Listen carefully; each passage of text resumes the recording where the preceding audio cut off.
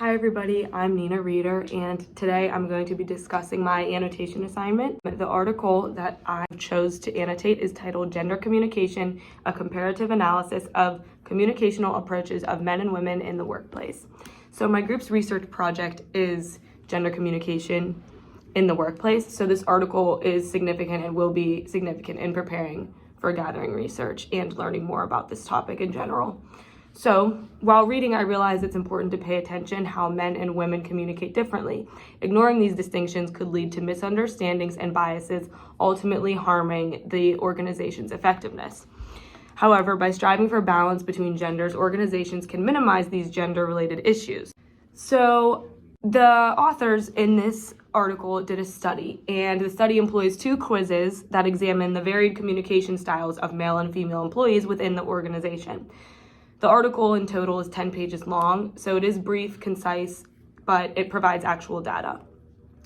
So the authors did do a wonderful job of breaking down exactly what is being studied, and the purpose of the study is to analyze how individuals from different sexes approach tasks differently. So 2 surveys were given out to employees from various companies, each containing questions about workplace behavior based on gender. The authors showed the results in a table, a graphical manner, and also a pie chart, which was very helpful because I like visuals. Just instead of reading words and numbers, it just looks better and it's easy to grasp the complex information quickly. So I have a screenshot that I put in my annotation, and I'm gonna put it in this video as well with the numbers and the actual data.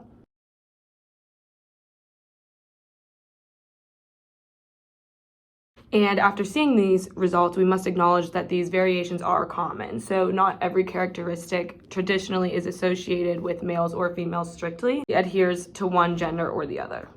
Individuals can possess a mix of traits from both categories. So the main lesson conveyed by this exercise is just that just because a woman displays qualities such as being emotional, sensitive in certain situations, talkative and nurturing, doesn't mean that she can also exhibit traits like decisiveness, competence, intelligence, and ambition. Similarly, just because a man demonstrates traits like decisiveness, aggression, logic, and independence doesn't mean that he lacks sensitivity, gentleness in certain situations, or culinary skills. So I believe that this article was a great choice and pertinent to my group's, our research for our paper.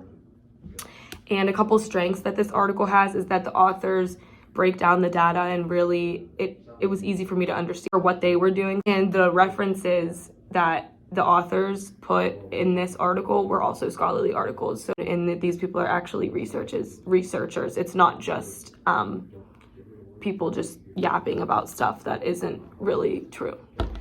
So Dr. Titus also asked us to propose another study for further research, and I would suggest a potential study that could focus on the impact of communication styles on leadership effectiveness. So specifically, the researchers could examine how gender differences in communication styles such as assertiveness, empathy, and communication frequency influence perceptions of leadership effectiveness amongst both male and female leaders.